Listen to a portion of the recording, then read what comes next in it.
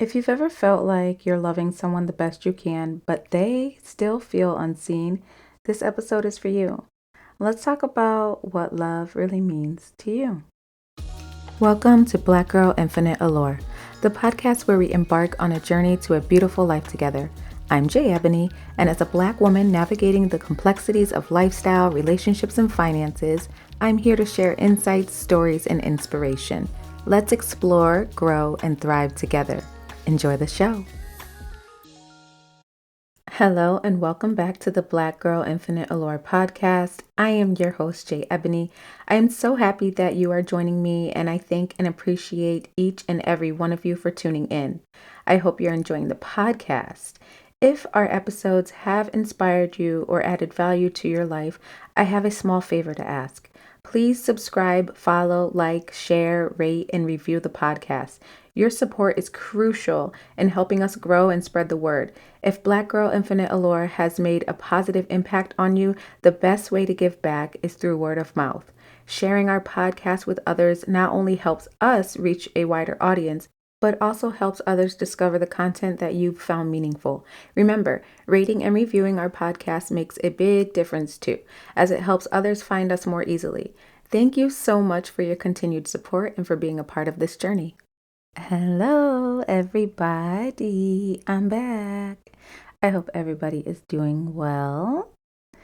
I have been busy, let me tell you. So, first, I want to talk about the Remy TV Awards show that was just a couple weeks ago. It was crazy good. Like, everybody was in there smelling good, looking good, like cocoa butter and shea butter, and just so much black excellence. It was just amazing. I was so glad to go. Um, and I think she had about close to 1,000 people that showed up. Like, that whole place was packed. And we got there late, which kind of sucked because we missed the performance by 7:02, but we did see Carl Thomas and we were sitting right up in front. Like, the vibes was good, like the awards that people were getting. It was all so like professional, like classy, and like all the awards that people were getting. I had no idea how much good things that people are doing for the community and things like that. It was so nice. And Remy, she definitely did her thing. So shout out to her. And I hope that she does this every year now because I think the turnout was so great. Um, and we got our pictures and everything. So it was very nice. And then after that, we went to a place in Rhode Island called Mezzo. And the rapper, what's his name, was supposed to be there. We were leaving as he was showing up, Vado. But a couple of the people we knew were performing there first, so we seen that and it was nice. Um, what else has happened? Easter. Um, my son and I went to my parents' house like last minute, and because my brother was making some North Carolina barbecue, so we pulled up. We was like skirt just in time to eat that barbecue, and my parents had cooked some other food. It was so good, and the other two kids were at their dad's, so it was kind of quiet and low key. I started my second job orientation recently. I took a week vacation from work to do orientation. So I took a vacation from work to work. Crazy, I know. Yeah, just because I be doing shit. So that's per diem. So I'll just pick up hours wherever I can, because I'm always doing stuff. I don't know, you know? Um, let's see what else. I did get the stuff to work on my yard because it's time. I went and I picked up like a weed whacker or what do they call it? A string trimmer or something? Whatever. I don't know. And I picked up a lawnmower and like some other tools and stuff and gloves for literally everybody, me and the kids, because they're gonna be outside on the weekend helping me. It's not just gonna be me. No, we're gonna learn this together. And then my dad's like, "Oh, why did you get a gas lawnmower? Those are dangerous." I'm like, "I don't know what I'm doing." So he came recently and he picked it up and returned it and got me a different one. Came and set it up, set up the the string trimmer and had my son mow the back part of the lawn. We didn't do the side yet. It's been raining the past few days. So yeah, we got that and it's just been so good. I took the kids to Rhode Island, well, two of them, to go get their hair braided. My two youngest, Victoria and Makai, and they got their hair braided by our friend Yolanda. She is so great. I love it. And we were there for quite a while. So I ordered some pizza, or no, some calzones, and we ate and we were just chilling because we haven't seen her in a while. I love her. She does such good hair. Um, so yeah, but I've been recently reflecting on how I show love and how I want to receive it. So I recently took the five love languages quiz again because I feel like I have to take it every so often and woo, some things really hit. So my wellness reminder for you is that love is a language and we need to learn it fluently for yourself and for others. So we're going to be discussing that in this episode, all right?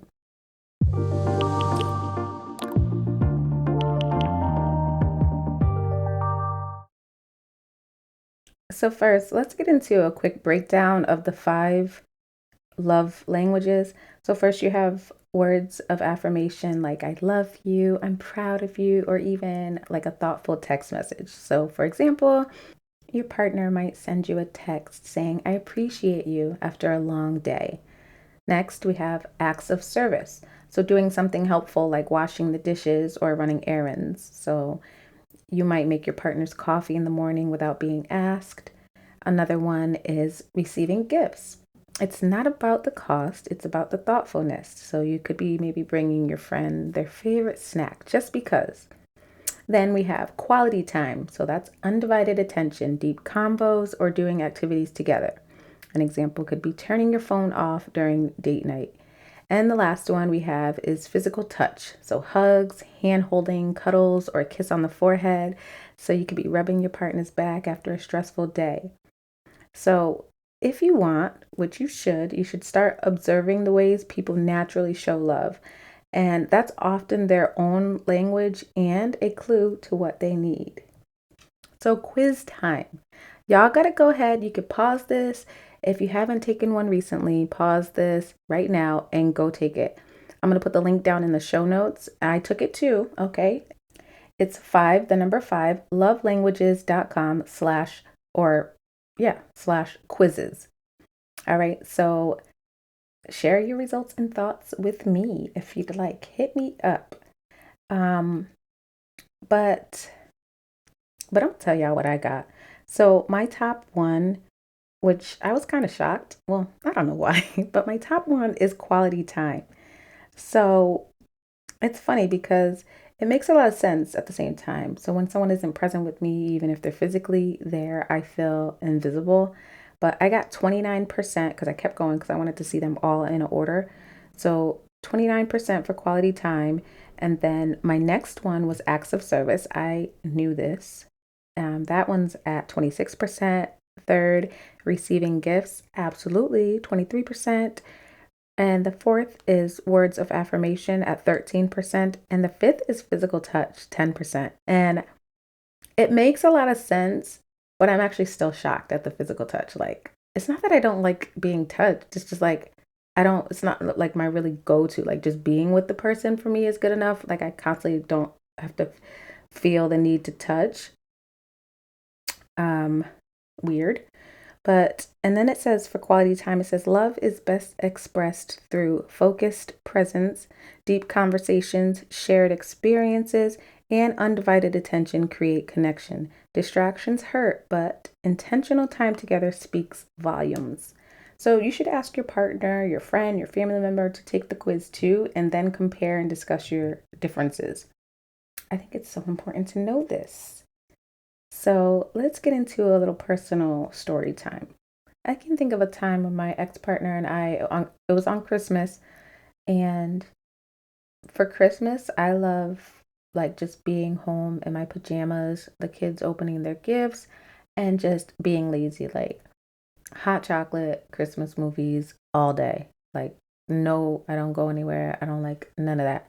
That's how I like to spend my quality time on Christmas. So, we did that, and then, but he typically on his Christmas would go to his really good friend's house, and so I'm like thinking, all right, this is cool. We don't have to go nowhere. That's how I was spending my quality time, and we both like quality time quite a bit. So then when he decided, okay, I'm gonna go over to my friend's house, they're making dinner, and he's like his brother. And I was like, okay, I'll be here. I'm chilling today.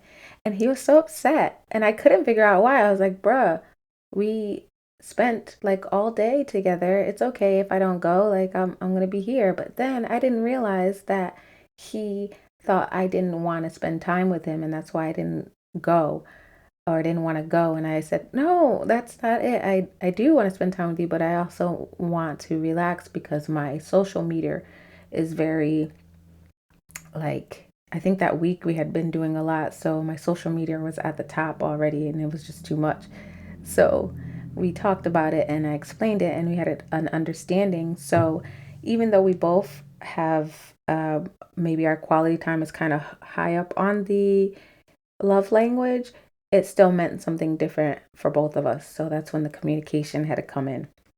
So that emotional disconnect can happen sometimes when your love isn't in their language, and how you bridge that gap with communication is very important because that's going to really be the make or break if you're going to have an argument or disagreement or something. Just communicate ahead of time. It's so important. Um, but the love languages in relationships, it looks different for different type of relationships.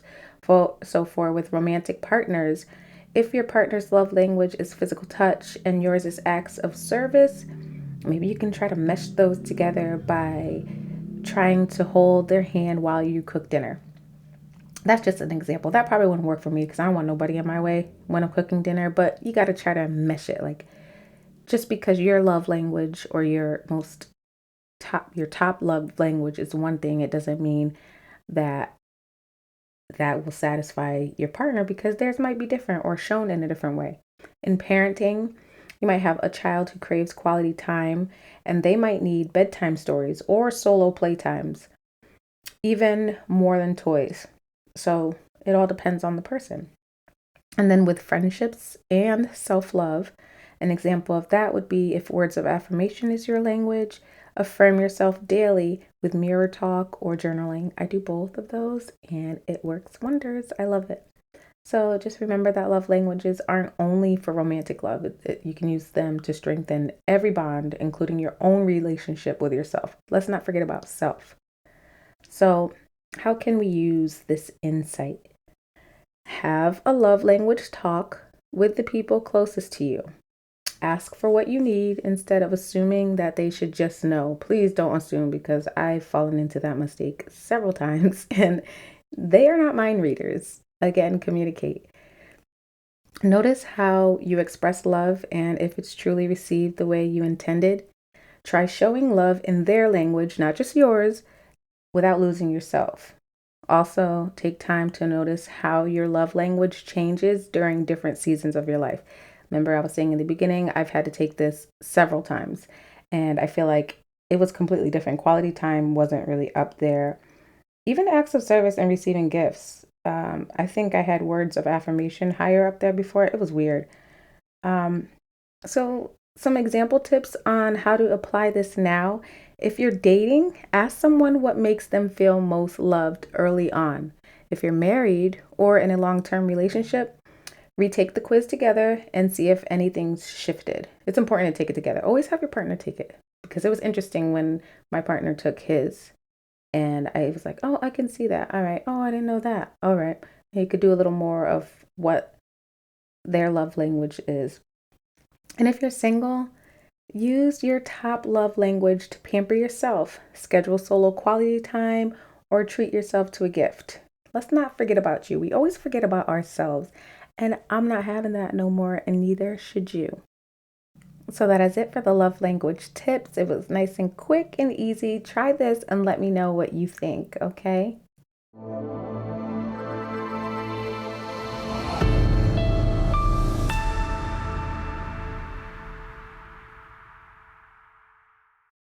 So for some news that may not be news anymore by the time you hear this, but here it is nonetheless. Um, for finance, the market rebounds amid tariff turmoil. So after a significant downturn earlier this month due to new tariffs, the US stock market is showing signs of recovery. The S&P 500 and Nasdaq Composite rose by 1.7% and 2.5% respectively, while the Dow Jones Industrial Average increased by 1.1%. This rebound follows President Trump's decision to pause further tariff hikes after investor concerns led to a bond market sell-off. Yeah, people going crazy. That's why you got to stop watching the market, because you're going to go crazy. Stop watching it, stop trying to time it, and just leave the shit alone. Go find something else to do. Go get on TikTok. In politics, executive orders reshape education landscape. So President Trump has signed a series of executive orders targeting higher education institutions. These orders threaten to withdraw federal funding from universities that fail to disclose foreign financial contributions and aim to dismantle diversity, equity, and inclusion, the DEI practices.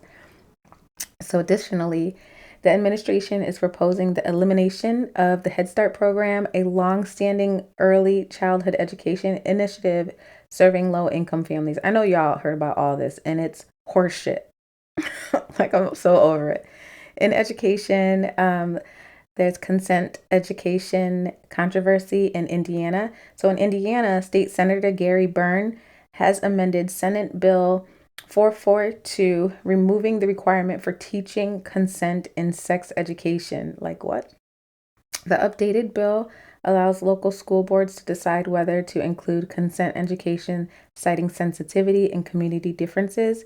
And this change has prompted criticism from Democratic lawmakers who stress the importance of teaching consent for both genders.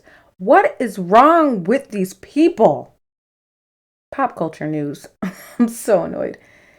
Keke Palmer and Darius Jackson are done for good, with Keke scrubbing her socials clean of Darius. Fans are speculating this split is final. But let's talk about boundaries. Could mismatched love languages or public vulnerability have played a role here? Think about it. Was it words of affirmation that they were missing? Quality time that wasn't prioritized? So, I don't know. Maybe y'all should discuss amongst your friends what healthy love looks like when both people speak different emotional dialects. Isn't that crazy? Tie it into that. So that's some news, and just try to cover all the grounds of stuff that I find interesting, and I know that y'all gotta be finding this stuff that's going on interesting as well. And last but not least, I have to leave y'all with some Allure advice. So take the time to learn not only how you love, but how others need to be loved. Don't assume love looks the same for everyone, because it doesn't. Start the conversation, talk about it, keep talking about it, make some changes, make some additions, make some subtractions, make some multiplication. I don't know, do what you gotta do, y'all. All right. So you already know the deal. Stay well, be good, and take care of yourselves. Hit me up on social, y'all, because y'all need to hit me up and let me know what you want to hear, what interests you, what you like, what you don't like. Let me know, and I'll talk to y'all later. If you've enjoyed this podcast, please take a moment to like, share, and leave a review. It greatly supports our growth. I'm dedicated to expanding our community of like-minded individuals who pursue boundless beauty in every aspect of life. Take care, and let's keep reaching for infinite allure together. Until next time. If you would like to connect with me and join the Infinite Allure community, follow me on social media for updates, behind-the-scenes content, and more ways to explore boundless beauty in every facet of life. There, I will be updating you all with my blog and podcast information, and also giving you your doses of affirmations and self-care tips. You can check me out at my website at myinfiniteallure.com, or add me on Instagram and Facebook, both at Black Girl Infinite Allure Podcast, or follow me on TikTok at Black Girl Infinite Allure. Say hey, or tell me your thoughts of the latest episode. For inquiries, collaborations, or to share your thoughts, email me at contact@myinfiniteallure.com. Thank you for listening and continuing to strive for all things Infinite Allure. And remember, I will also have this information in the description box.